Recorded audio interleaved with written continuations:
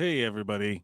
Hello, my name is Mike Mercadal. I am a here for Missing Sock TV.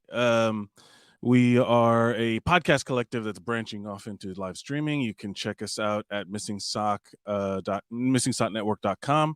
Bunch of great shows on there, and I had an idea for a show where I am a stand-up comedian and improviser. I've not a not like a superstar by any means, but I am an improv enthusiast. Ran a theater, did it for many years, regularly performed, and studied at UCB and all that stuff. But I also love tabletop RPG games, D&D being the main one, and now uh, that everything is online, we have so much opportunity to play, but everybody's playing distanced. So the RP element of all of this stuff kind of gets lost in the transition, lost in the delays, where everybody looks like a news reporter waiting for their turn to talk, and then it waits too long, and then someone else starts talking, and everything gets kind of all messed up.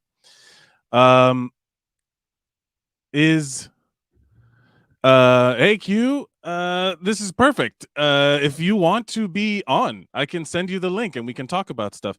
The original, this is kind of like the session zero of this show, because originally what I wanted to have is kind of like, well, what will eventually be growing is going to be a improv games and like improv exercises specifically geared towards role playing games and kind of getting the best um out of your online play without sacrificing some of that feeling of performance, like without sacrificing some of that immersion, because we're all just sitting here. This is not a real background. There is a green screen behind me. This is all phony balonies. We're looking at online maps. Everything exists on a screen, but you can actually interact with the people uh through RP in a way that I feel like a lot of people are feeling is less than the tabletop. But definitely I disagree. I think that there's a lot of things that we can do. So what I'm going to go over in this episode or this stream, and if you're watching, just jump on in or comment or whatever you want, because I want to talk about like how both game masters and players can take advantage of some improv basics to make their games better. Like, everyone has already heard of the yes and. The privilege that you have when you're playing tabletop games is that so much of your and is already built in your backstory. So, as you go through the creating a character, you come up with your class, but you know mechanically so much of your and what it is that you will be allowed to add as your character. And I feel like a lot of people, me included, have make their character and want to play their character in a way that is not affected by the actions of the world around them, right? Game masters, whenever you create an NPC, there's that kind of trope of, well, the shopkeeper is not it says no, they blow a fireball into the shop, and they steal everything inside. Like, there's that kind of trope, but there is ways to make that actually, through some simple improv games, build out your world even more. The first thing I want to do is I just want to go through the character sheet, just a good old fashioned D&D character sheet right here. Bang. um well, no, let's see what's the better layout for this. There it is. So here we have just the good old fashioned character sheet. um and I'm not going to focus on the class or the level or whatever your experience is. I'm not going to focus, not even on your race, not even on your alignment, none of the background. All of that stuff is what got you to where you are when you start playing the game. This is all, again, just disclaimer, my own personal opinion, and this is all about how do you then bring that character to life. Once you start playing with the other people at your table, it's a very improv thing that you are now a ensemble cast There's no one star. And you know, a lot of people get main character syndrome whenever they start playing because they built up such a huge backstory, or not, you know, or not, but they play the game where they want the story to be their own. I want, you know, it's not that I want, is that you think of yourself as the character being the the fulfilling of all your goals. Basic example, let's do human fighter background soldier, right? Just a basic old guy in the military who's been hired out adventuring party style, you know, to be backup to some wizard exploring for his school or whatever it is. That is not as important as what happens as you play, to me. And one of the things that I think people, when they do RP, they tend to look at their character class as who their character is, and I think it's much more specific than that when you look at whatever you're skilled at. So this area right here, this area, the skills,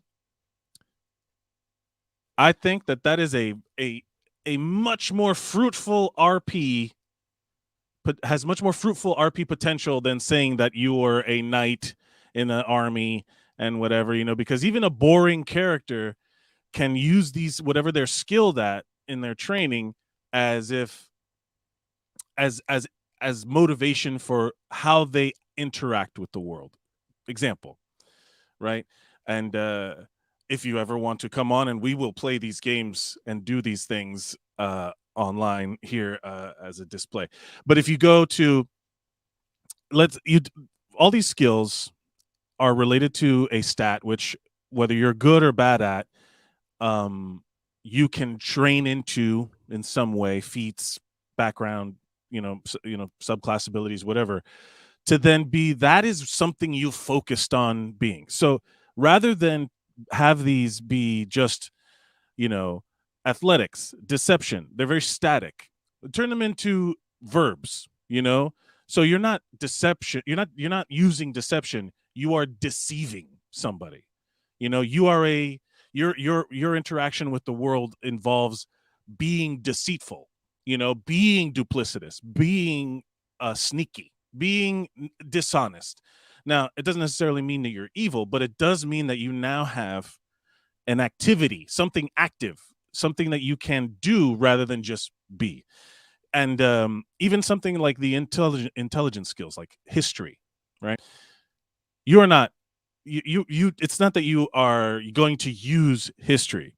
I'm going to think historically. I'm going to interact with the world by knowing its history, by having that extra bit of knowledge that will allow me to provide information for my party, withhold information for my party. If you are both proficient in deception and history, you may know that this person is a poison dragon in disguise. This the legends have it. So you get a potion of poison resistance, but the other person does not. Intimidation, it's not, you're not using intimidation. You are intimidating. You know, you are, that is a thing you are.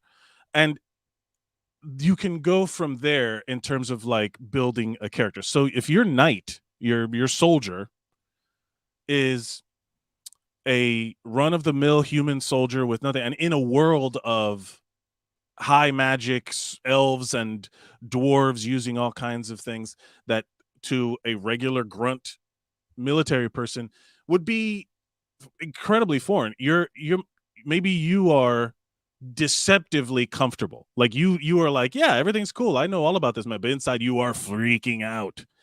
You know, you know nothing. Maybe you have no historical knowledge, but you have a very good perception skill. And you know, you are not using perception. You are perceptive of the things around you. And that way, as people are doing stuff and you can see things, as you will mimic them. And then one of the beauties of RPG is the ability to then narrate your response. That I think is something that's entirely overlooked at RP. I'm sure there's plenty of people who are shy. There's plenty of people who, when they get in to sit down at the table, there's, you know, a big group of people and they don't know how to interject themselves, and they feel like, oh, they're just you know, my character's quiet. Well, that's not how my character would be. And then they feel there's some kind of like dissonance between how they want to play the character and how the player comes out on at the table. If you are using narration as an element of maybe you don't interact with the people, but you are still active in the background. You are still I'm, I want to be insightful and read the people that I read the party. I want to learn about my party. I want to um while everyone is sitting back, I'm working on a craft. And you can narrate it in the first or third person, like, you know, Kevin, my human fighter named Kevin, is going to be honing his sword, and he wants to make sure that he repairs some of the acid damage that he received from some ooze. Yeah, okay. So in the background, he's there and he's tinkering, he's working, he's sweating, he's got his medals, he's got his all these things, and you can describe that process. And then, if for DMs, you can use this as an opportunity to take focus from someone who is normally quiet when they are calling out to be like, "Hey, I want to do something." In improv, in the improvs that I learned, it was a combination of, like, we did a lot of short form games and we did a lot of long queue, remembers, and then we would do long form, we would do heralds. There was something very powerful about a very quick and succinct short form scene, that where the game of the scene was revealed very quickly and everyone's on board, and etc. Those are great. Those are gifts. And when you're GMing at a table where the people are RPing with each other and they know when to edit themselves and someone else knows when to jump in, and then the flow is very natural. What a joy. That is so much fun. It is great because then you, as a GM, you just sit back and you take notes. You're like, okay, they brought up this, they brought up that. We're going to mention that later. This will come back around. They have to write a dragon in their past. They have a dragon in their backstory. Boom. We're going to get that later. This is an opportunity for you as a GM to take some form of the player's narration and you like kind of undo your world plan and increment and augment it with that, because then it will feel more real to the player. One of the things that that you learn when you if you do improv long enough is before you go out and to start a scene, or before you are reacting to something said to you, you have to kind of erase whatever you had in your mind if something good pops up. Oh, you know what? This was going to be a scene where I was going to be a sailor, and this person came up with a minor situation where we're deep in a mine. I'm going to have to pivot because that's the whole point of lifting the other people up. You don't have to derail your world entirely. You have to give the illusion of freedom, especially when you're building out encounters that took forever to plan. But you do want to give that breathing room. If you plan too much, the world could start to feel very static, and it feels like the choices that the players make no longer affect the world. And that's where, in terms of a GM, you have your campaign planned out. You have your if you're flying by the seat of your pants, sometimes that's great. You want your players to initiate something. But if you don't, you have something built out, it always makes the player feel so much more in control of their character arc if the world reacts to them as much as they are supposed to react to the world. Um, one of the things that I think gets thrown by the wayside is when I GM or when I play, I have different mindsets of how firm I am in what my actions are.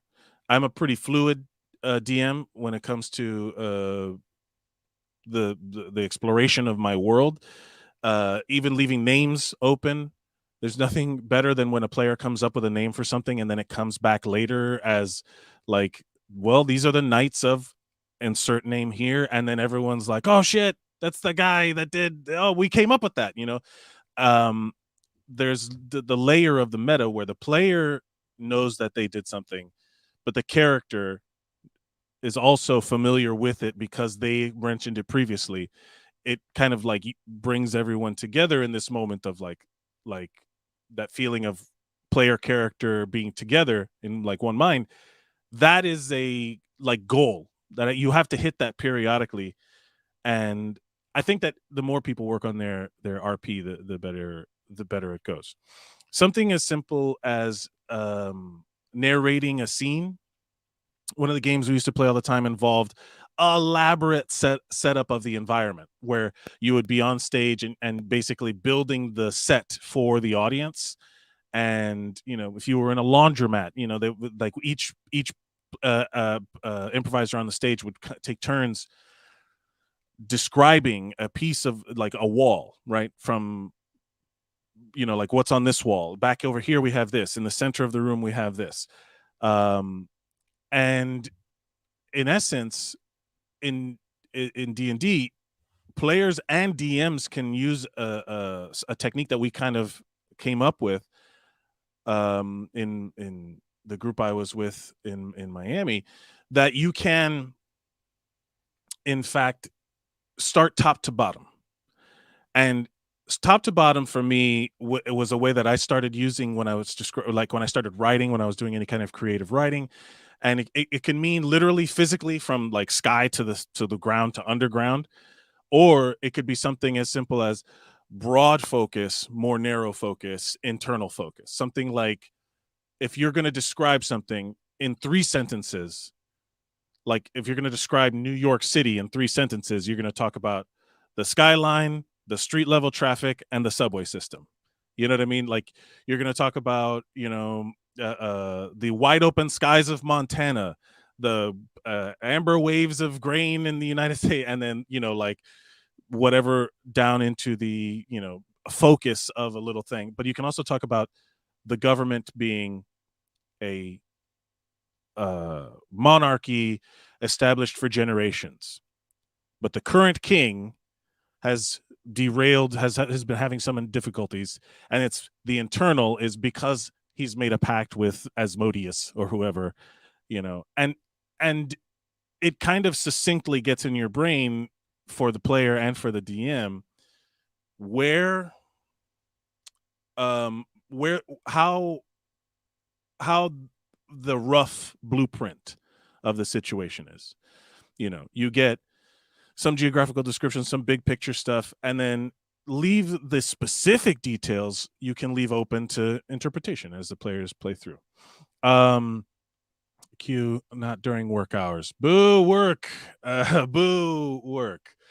I work in healthcare, so sometimes I get days off, and I would love to have regular job that doesn't involve caring about people's health and in the current state and climate. But hey, I got random Tuesday during the day off. That's not too bad. Let me see here, Tony.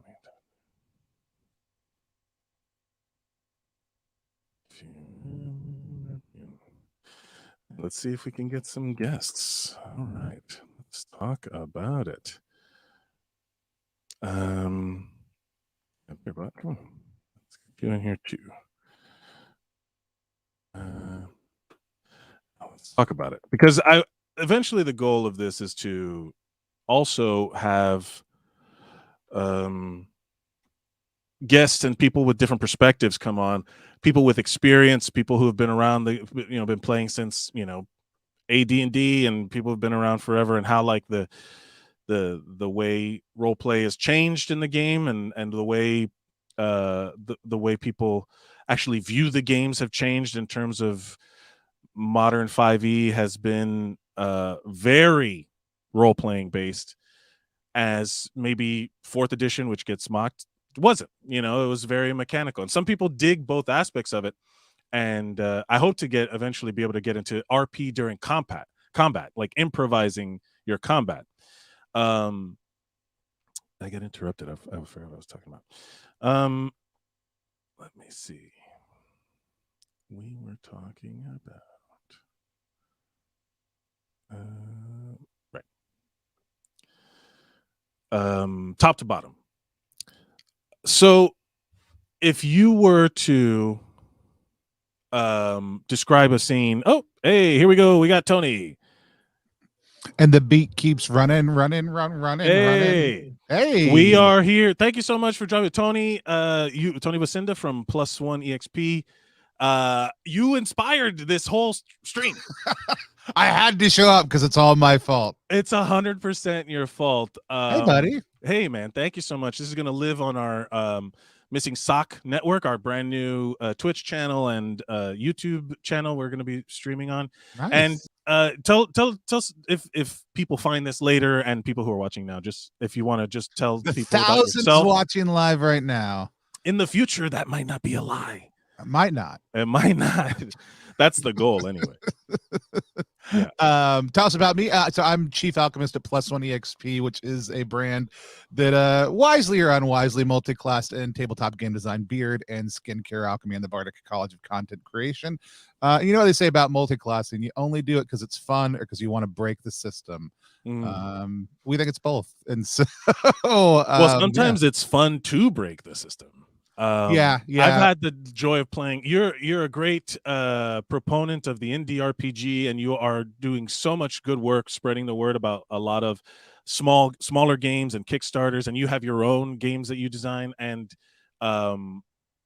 I've mainly experienced in D&D, my very little experience, as compared to some people that have been playing since the 70s. But you introduced me to a couple of different styles of play, and that's what inspired this, is that the RP is kind of dependent on the system a little bit and the character creation process and just the gameplay of different systems, and a lot of the less mechanic heavy systems are almost entirely built on improv. So it's interesting. Like I was thinking about this before we got on, when we were gonna have a whole bunch of us on, and I was like, what pieces of sparkling wit do I want to drop to make me seem smarter than everybody else?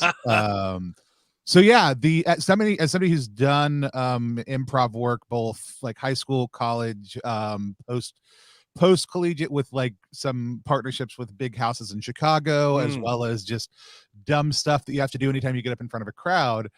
I have a lot of thoughts about it, and especially how it intersects with RPG culture, because not everybody thinks about what we do when we're improving in RPGs as improv, and a lot of people are almost intrinsically uncomfortable with the idea of improv in RPGs, especially as it comes from potentially the GM or planned encounters. And I would say it's not necessarily mechanics heavy systems that do that. I think there's also a lot of personality traits that impact that.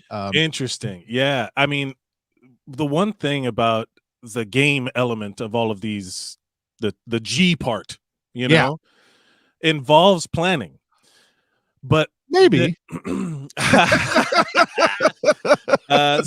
for to a certain extent, somebody has to know what's going on, right?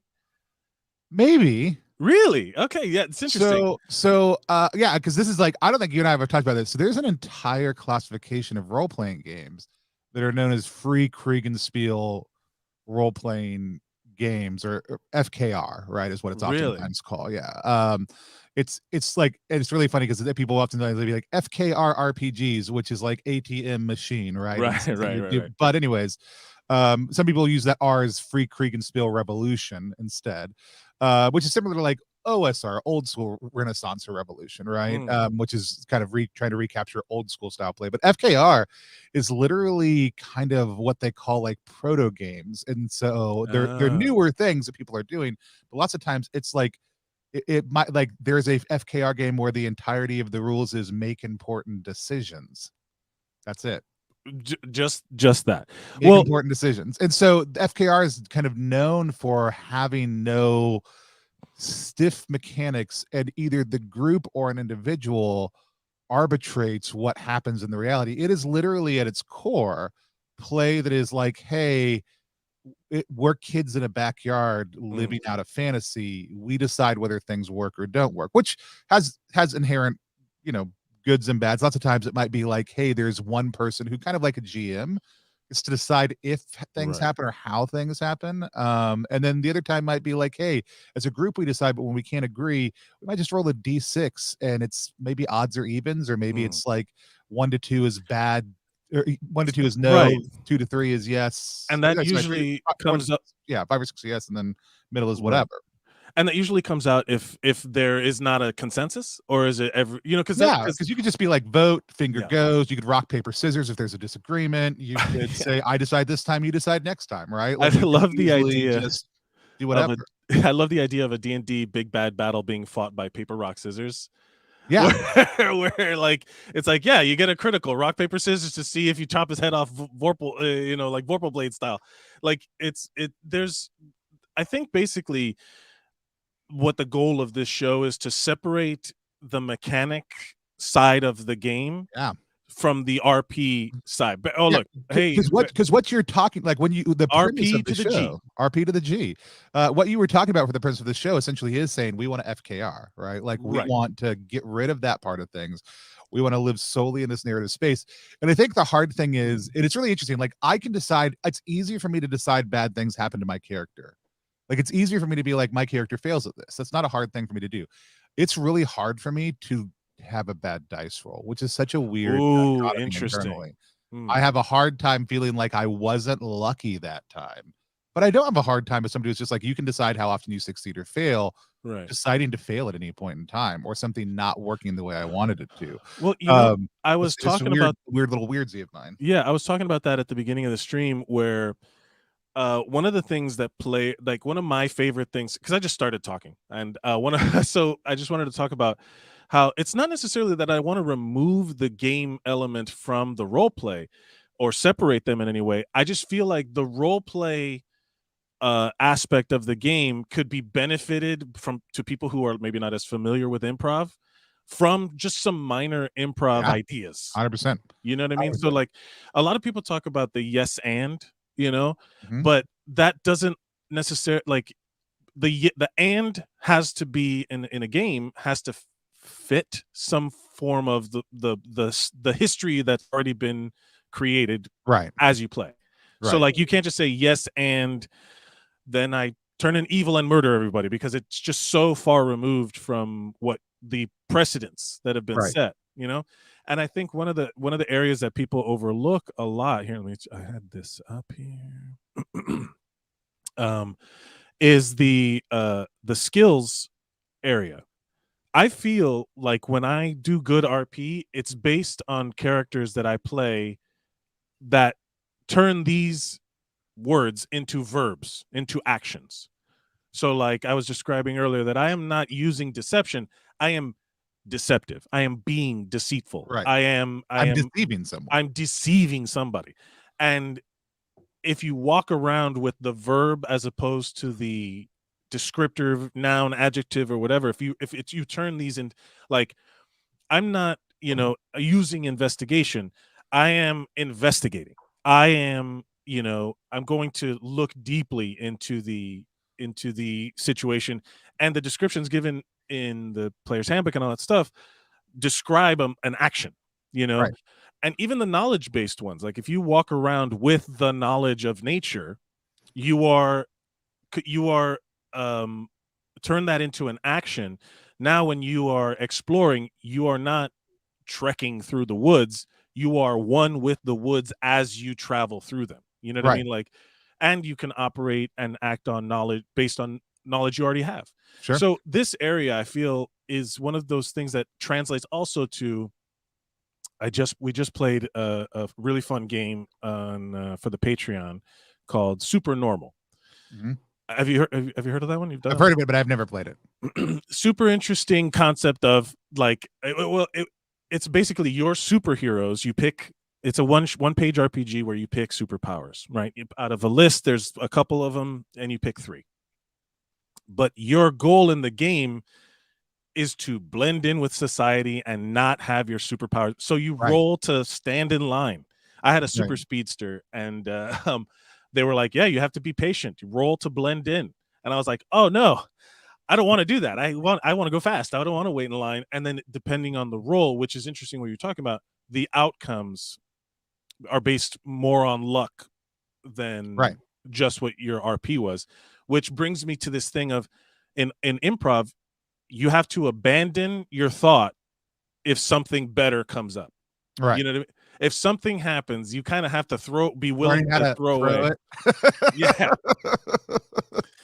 And you have to, yeah, all of those games. And look, I'm not going to say that some of those improv games weren't cringy as fuck, but No, they're not. But also, I mean, like, even so, like, I'll watch pro level improv people use signals, like use those base symbols that you learn in beginning games to signal to everybody in the room. mm, I'm tossing away what we just did and starting something completely new, right? Like, yeah. and so it's still like those types of shorthands are really valid tools still. Well, I think one of the things in character creation, um, you I personally backstory the hell out of everything. I love creating the world of my guy before he became a guy. You know what I mean? Right. And what is hard for it was hard for me when I first started playing because I was really into creative writing at the time and less into improv, where I was determining the entire narrative. Where if the character backstory ends once the game starts with everyone around the table, and you're no longer the star. You're not the main character. You were the main character of your backstory, but you are not the main character of the game moving forward. You are in an ensemble cast. Yeah.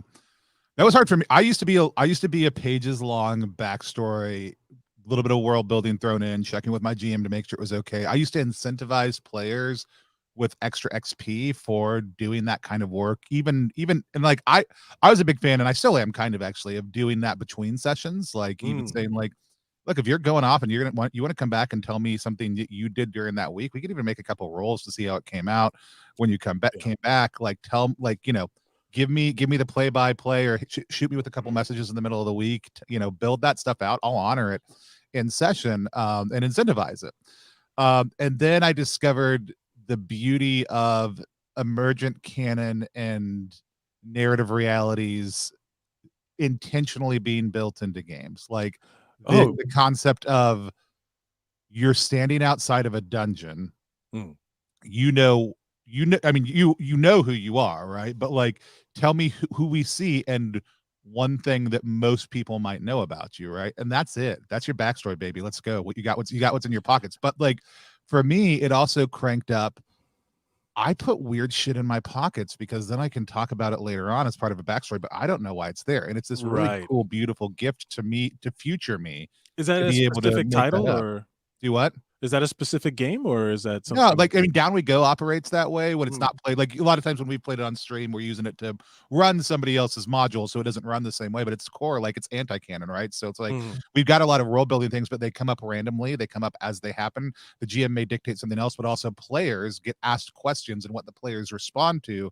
dictates what the GM puts into the world. And so there's this constant conversation that's way more like an improv session, that gets embedded into the heart of the game, mhm. that builds out the world. And so not having huge backstory is important because it lets us all be surprised in the moment, Right. by what happening. So like, first time we ever started getting into this with Down to Go was doing our public play test, and Richard Ruane shows up, and he's like, his thief Borba, is like, we discover them in line at the dungeon bureaucracy office, basically the place where you have to go to lay a claim on a dungeon that are just surrounding the city.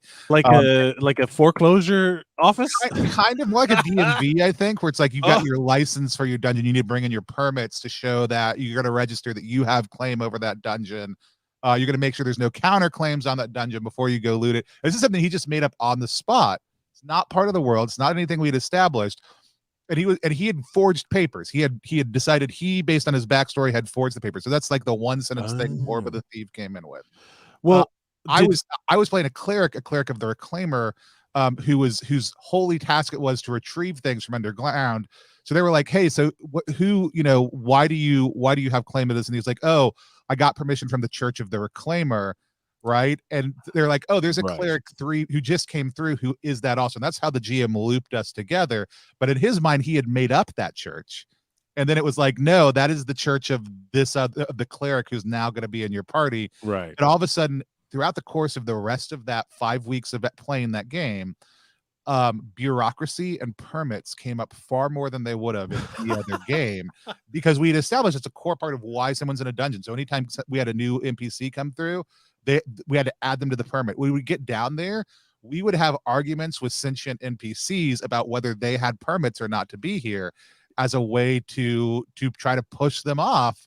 Right. It became an important part of play, but none of us planned it in advance. It just There's happened. super interesting, because I was just talking about before you came on about how there's moments when you play something that, if you, as a GM, you're kind of torn between this improv versus planned, especially in Dungeons and Dragons, where there's like, you're either running from a book or you're homebrewing or whatever, but you still have to have some guidance in terms of like, why are we even here if we're playing as an adventuring party. Torn between planning and between improvising something. And one of the things that I like to do when I'm a DM is play fast and loose with names of things. And if again, throwing away what I had originally planned, with, if someone comes up with like a better like descriptor. I was playing where in a fantasy New York, I was building out, fantasy New York City, and someone was from the Bronx. And then they were like, they were playing a monk. I was like, what's the name of your monastery? And he's like, oh, what's the name of my monastery? And I'm like, I don't know, you tell me. Right. Then later on in the game, I had another monk character, a rogue character, essentially a shadow monk character that was an assassin, that was from the same monastery because then I was like, oh, well, guess who's from there now? You know what I mean? And then later on in the game, there's a moment where the player got a chance to reveal, like, feel connected to the game, and then the character feels a connection. So there's like this weird meta moment where everybody, both the player and the character, are feeling the same thing. And that to me is like a weird goal to get to as a DM. Right. So in the old school Revolution, there's like an old school style play.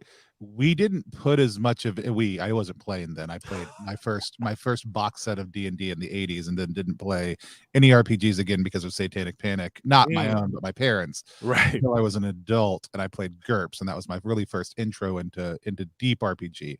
But and styles that emulate the old school style of play, the concept of player knowledge versus character knowledge is a non-existent, or at least way thinner line. Essentially, that's an artificial conceit. It doesn't mean you won't role play. It doesn't mean you won't make character facing decisions. It's just kind of eliminates the conceit that unless you don't have to not know things your character knows. Like, it's a weird thing to try to ask a player to do at the table. And that player skill, creative approaches to things matter, because lethality tends to be higher also, right? Oh, right. Yeah. And so everybody was dying back. But it also leads a lot more to the moment of being in the space of your character, right? It eliminates a lot of the suspension that automatically comes up when your character is a contrived thing, rather than just a little bit more integrated into who you actually are, and how you're choosing to play them, right? Because from an old school perspective, we might not say this is a choice my character would make. We would own, this is a way I'm choosing to play my character. It actually puts agency in the right place, because if you're going to do something that's an asshole move at the table, that's your asshole move. Right. I don't care what your player would do. If you're doing something like, if you're backstabbing the party, it's a choice you're making, and it may be upsetting to the party, and that may have real human consequences. And by trying to shuffle it off on your character, it's a bullshit way out, dude. Like, own the fact that you're doing this. Maybe even have a conversation like, hey, the way I want to play my character right now is that he's going to backstab all of y'all. How does everyone feel about that? Right? Just pause for a second, hit the X card, pause. That's a very is everybody on board with that? Cool.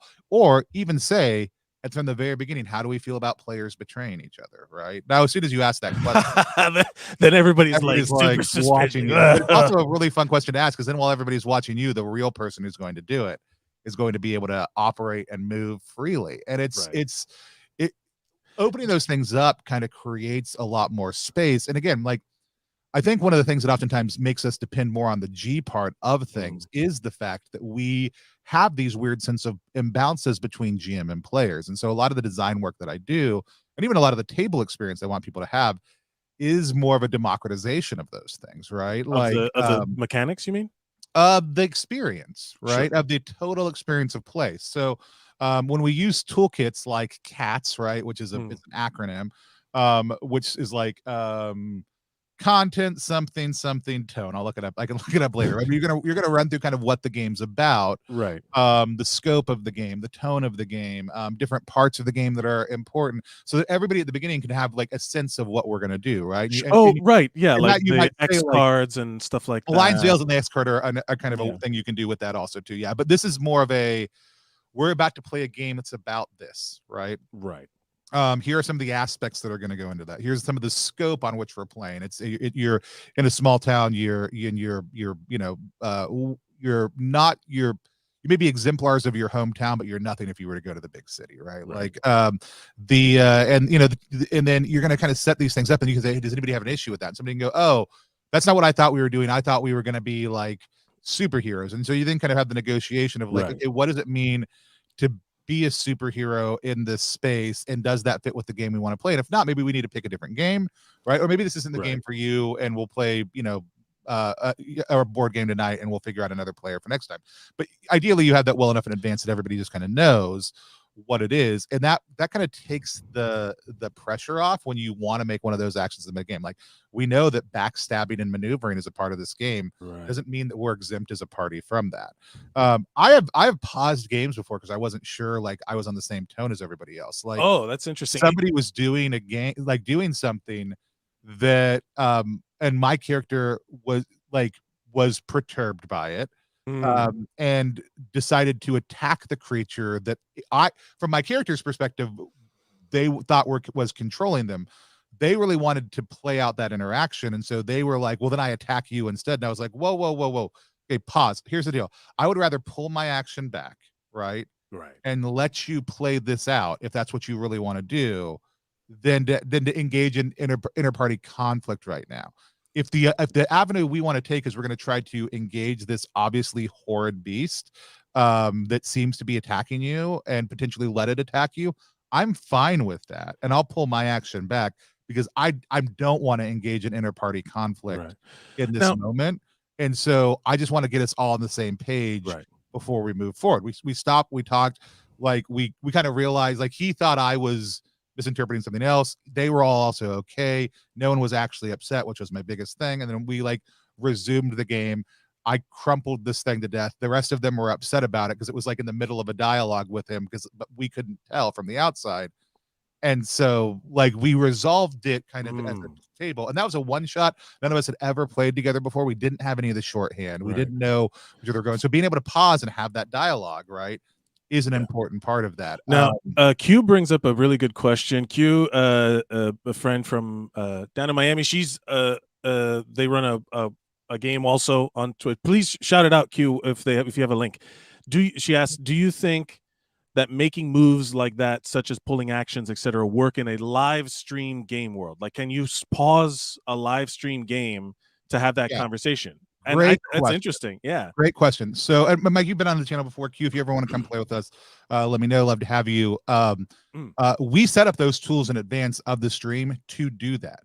Like, and actually, even above and beyond that, there's something oftentimes called an open door policy on stream, which basically means like somebody may have to get up and walk away. That's fine. We extend that to specifically call out, like, our players might eat, they might drink, they might have to go to the restroom, they might have real human realities that impact, because they are real humans and so are we, and we're playing a game. And if that's not okay with you as the viewer, you should find another channel.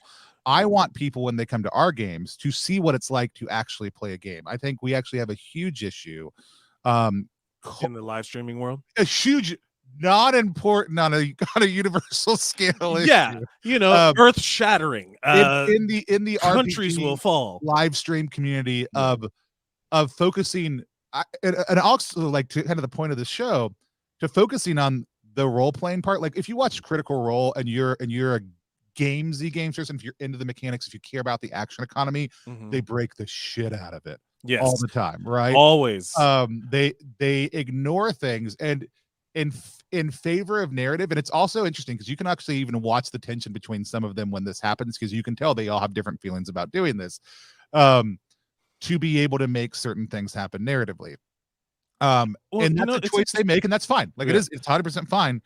If that bothers you, don't watch Critical Role. Like, Yeah, exactly. So it's uh, interesting that you but bring like, that up. I think pausing a game is, sorry, I want to answer the question, Sure, yeah, and yeah. I know I have a tendency to talk No, too much. no, it's okay. Is that pausing a game is absolutely appropriate because two things. One, you are a human being and you should be able to do the things you need Yeah. to do to enjoy the game you're playing. Two, it gives freedom to those who are watching to know that they can actually do those same things at their own table, and that's important. Fantastic. Yeah, and I will say that the idea for this show is kind of a resource for people who are, I guess, newer to RPGs and newer to tabletop RPG playing with focusing on online play, because so much of the world now revolves around like not being around at a table, being on a screen, Mhm. because for literally work, play, everything. And if you're playing games on a screen, there's a little bit of there's an impact into how human we view the other people. You Right. know what I mean? Like that's not just a screen. There's a human being on the other side of that camera, and we are all kind of playing along. And the whole goal is to eventually be this ensemble that, in terms of improv, there's like that's what always struck me. I've played in scenes that had 20 people on stage, and everybody kind of felt when it was time to come in or out. You learned when to shut the fuck up so that people could actually hear the people talking. You learned all of these dynamics in a very kind of visceral, online, like in-person way, Right. that is hard to translate to online, but it's not impossible to get the thought in your mind to base your performance from. Groupthink is what that's called in improv, Mm-hmm. right? Like, Yeah. so the ability to think together as a group, which groupthink gets used in other terms like business terms as a negative thing, and it can, because it can prevent innovation, but Mhm. it doesn't prevent cohesion, right? From groupthink to mob think is Right, is very very different, quick. right? Yeah. So, like, group thinking and improv is, and I've worked with a couple people who are like, they've been improving for a decade, and they're like, I never really believed think was a thing. I thought it was just kind of make believe until I watched my friends' eyes open in horror as I tore a joke out of their mind, right? Right. Like they made a joke that they knew the other person was potentially about to make Yeah. live, and not to steal it from them, but they, like, as they made eye contact with them making the joke, they could they realized they were both thinking and processing in the exact same mode. And you'll watch it happen. Like the other day, it's not even somebody I play with a whole lot. Mm. I and someone else showed up to a game with almost identical dumb name jokes for our characters. We had the That is the reveal best. planned. We Yeah. had the reveal planned opposite of each other. Neither of us was going to do a heavy drop on it. It came out very early on because my character's name was Bartholomew Metric, and it was an underwater game, and I was going to reveal myself to be Barry Metric Very very late in metric. the game. And Yes. Metric was spelled with just a K to make it really hard because I was a military type. And he showed up as Sailor Barry, which was both a Sailor Jerry, and was going to reveal later in the thing that his last name was Metric. But it was great because the GM, whenever we were together, kept on saying Barry Metric, you do this, and he was like, I hate y'all so much. Wow.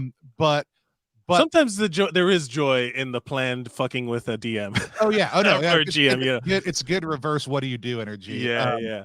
But the reality is, like, what we would call that in RPGs is developing your table culture, right? Yeah. So plus one, we have over 100 people who play Mhm. on stream, some of them more regularly than others.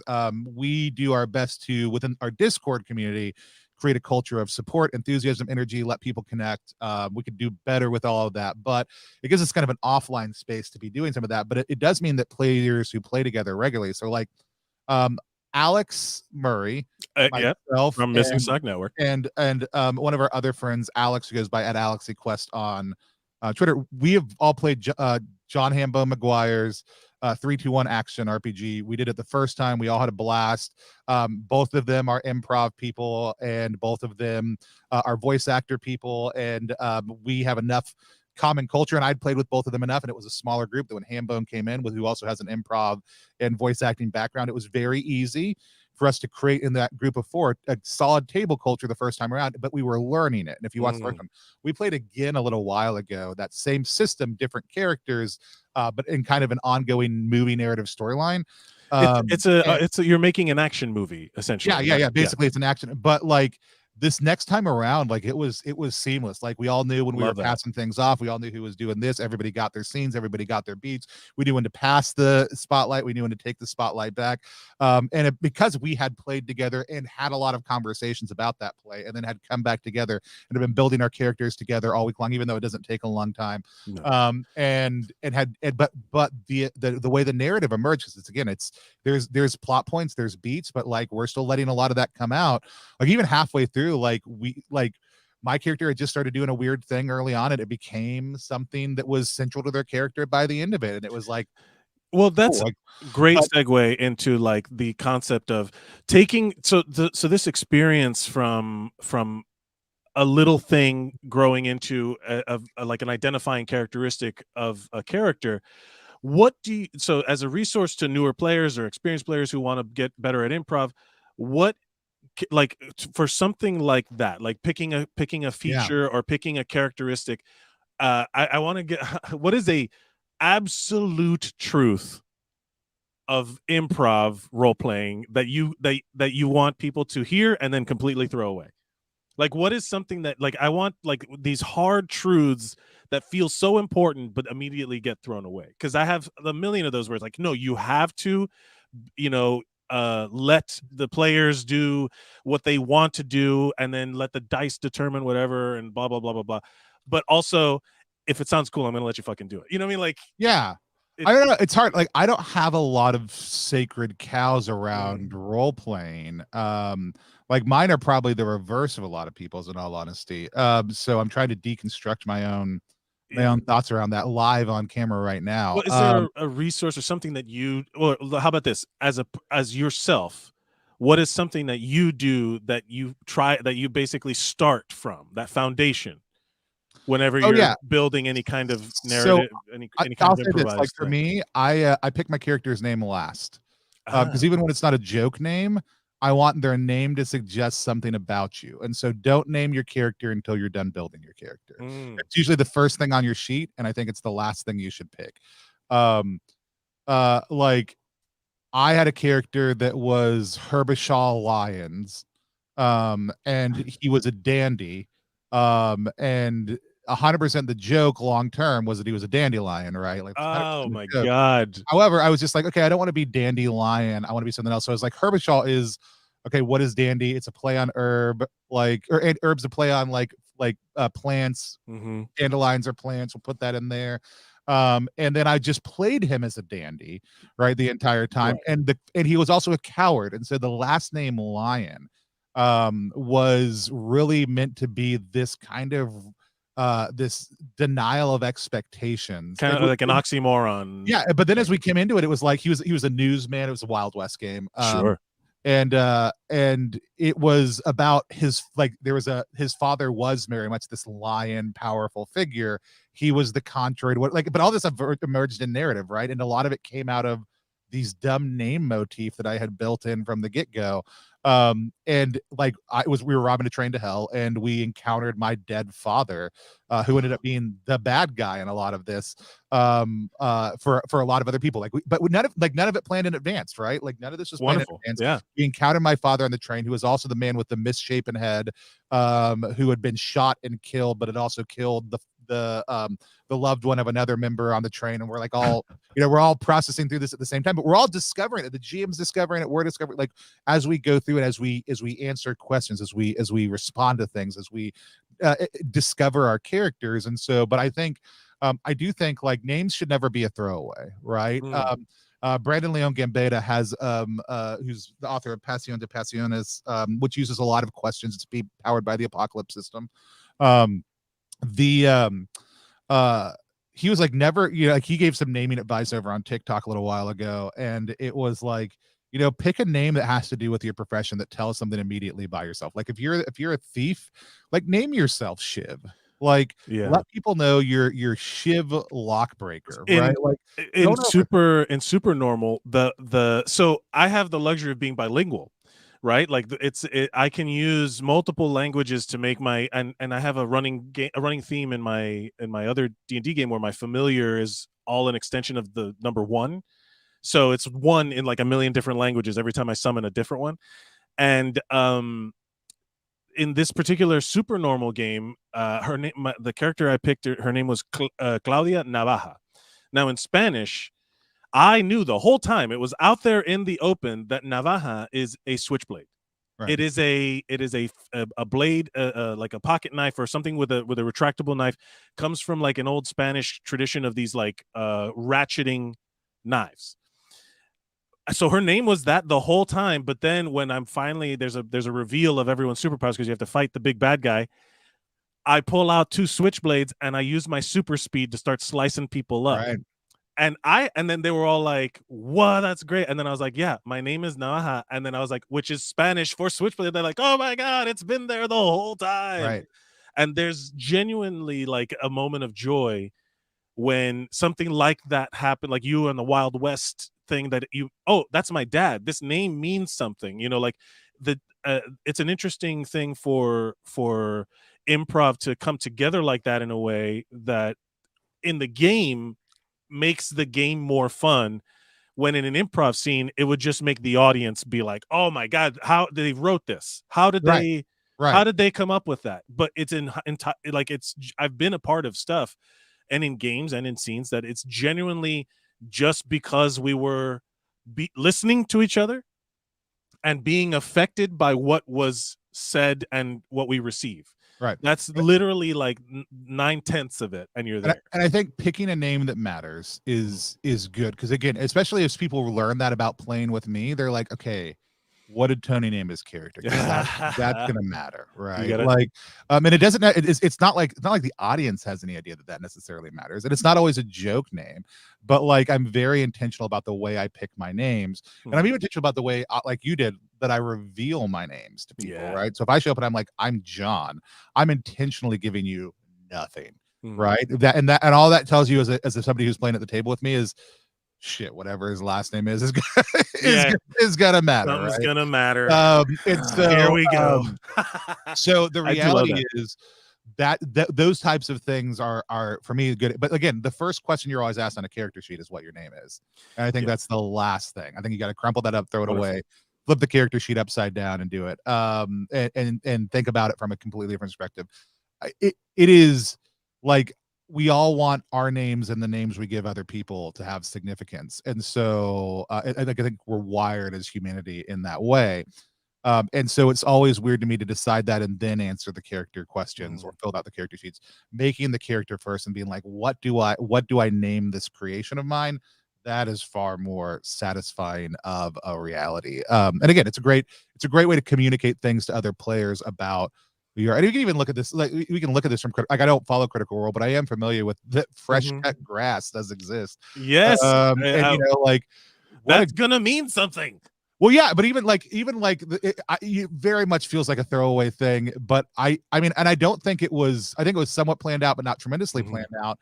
And but that's gonna like as they meet the siblings of fresh cut grass and as other fresh cut grass Right, yeah. automatons come into being, that's always going to say a little bit more about something in the world, and that's Mm. a fun thing. And again, I will say this: like there are a lot of systems that mechanize asking questions in some way, shape, or form. Mm. Beards and Beyond, one of my systems does it. Passion de Passion that I mentioned does it. But even good systems, like a lot of systems, are like just ask questions. Like Down We Go and Through the Void, the games that we just finished funding and is finishing up editing right now, and the game I'm starting to build up right now, both have something called the lore as loot system, which is again that process of I ask you questions, Interesting. you respond to them. That just be and it's entirely narrative mechanically, right? It's not a there's not a plus one or anything, but it's like that's what you're like when you go down to the dungeon. When I say one thing, like there's these adventurers of renown called what was it, Grishnak's goons. And you heard something amazing about their cleric. What is it? Oh, I heard that they were the best in the world at casting light spells, and that it was said that they even had to later on in life learn how to control light itself, right? Well, we get down in there, and all of a sudden, like, we find this old body of a cleric, and I pull an amulet off of it, and it never came up in play. But that amulet, we found out later, like, basically gave me protection from getting hit when I was in the dark, right? Mm. And when I was in the light, it gave me another benefit that I don't remember off the top of my head. Somebody else was legend of being super strong and being in having this belt of strength that could allow him to move mountains. And we found, like, later on, and Alex actually Murray put it on and Sure. ran through a portal with it, and was just an player for one round. So we never found out what the heck that belt did. But But those are the things those that, are the cool again, things. you Yeah, have to kind of be affected by what's going on, and sometimes that leads to you abandoning like, as a GM, especially abandoning some cool item, you know. But what if, as a GM, you just decided to not know those things in advance, right? This is my thing. Like, this is what it does. Like, so, Interesting. not. And by the way, we're currently itch funding Through the Void. You can go to ttrpg.link/ttv Oh, I was gonna put to a back if well, I mean, dude, Tony, you've come through in the clutch, and you've been great. So +1 exp is your website, and Yeah. what is the other? ttrpg.link, like I always do for everything, Mhm. /ttv, like Through the Void. Okay. Let me see Here, if I can I'll put type it. it in our private. Can I type it in our private chat here? Yeah, and then I'll post it here in the comments there. But yeah, that's But, like, yeah. so As we for both close, of these yeah. games, for both of these games, Down We Go and Through the Void, and any other games based on them, it's an open license. The this lore building process is a part of it. So it might not just be treasure; it might be, like, people that are in the dungeon. It might be things that are there. Might be things that are back at town. You're constantly throwing out rumors. Mhm. But the GM dungeons, they're reusable. They change a little bit every single time. There's a kind of a roll thing that you do on them to see how they're populated. But it takes me like 10 to 15 minutes as a GM to prep. And my way of prepping for it is literally, like, I'll roll a faction from the city, like a group of power Mhm. from the city, which are all weird and random. And I'll roll that one, and I'll pick the dungeon, and I'll roll the adjective, and I'll be like, why does this group want this group of adventurers to go here? And that's all the prep work. That, and rolling out the numbers of monsters and what they're going to encounter in each room, Exactly, yeah. which is all can be rolled. That's it. That's my prep, right? Interesting. But I, as the GM, get to come in. I've got this thing in front of me, and I could do it with a blank piece of paper and just map it out as I go if I wanted to. I just can ask players, like, to fill in some of the details in the world, and I'm encouraged to. But it also is really freeing, because at one point I realized, we played a session, we'd gone into the sewer, the adjective that kind of described everything were like silent and dark, which takes away both two of my senses for how I would typically describe things to let players know. Right. I was Yeah. trying to telegraph something to a player, and it hit them, and it did a lot of damage. And everybody afterwards, like, one of the players was like, this is a live conversation, go watch it on the stream, like, I thought you did bad telegraphing. And I was like, okay, cool. I felt really stuck because of this. And they were like, oh yeah, I can see that. I was like, shit, you know what, I don't actually have to know how you're in danger. I just Right. know that I want to tell you you're in danger. So you know what I can do as a GM? I can look at you as a player and respect your agency and say, hey, you know that there, and I could be direct and be like, that there's a set of leeches that have started crawling up the leg of your Yeah. pant. How do you know that? Like, what is it about the space around you, like, that tells you that? Because I already told them something brushed against their foot, and then they felt it more strongly, and they still weren't quite getting it. But I could have just thrown it to them in the moment and Yeah. been like, or I It could have been general, you're in danger from some leeches. How do you know that? Right. right. And let them tell me. And how freeing is that as a GM to not Yeah. be on the spot? Well, I was talking about how, as a GM, or even as a player, narration kind of becomes your body movement. Like, narration, like, you becomes your act out, right? So if you're on stage, you can physically pretend to be shoveling a hole, but if you're sitting here playing an RPG, playing a game, playing anything, or even just fucking talking to somebody, that you have to tell people what your physical Right. actions are, which is a whole other level of improv in role playing that you kind of don't get on stage. We played a game one time on stage called The Bat, Mhm. and it was literally three guys sitting on chairs on stage, and all the lights in the theater off. and we were having scenes with zero visibility, and we were just having to feel each other out in terms of describing the spaces and in times and our actions. And then at a certain point we stopped doing that because we just understood where we were in the room. You know what I mean? Like we just sat there with the lights off and just talked. And it created visually, tried to anyway. I mean, sometimes that would fail miserably. And as someone who loves good improv, I also love terrible improv. Right. I love when shit goes wrong. I love when things go bad. I love when dice rolls go wrong. I love when it's handled properly.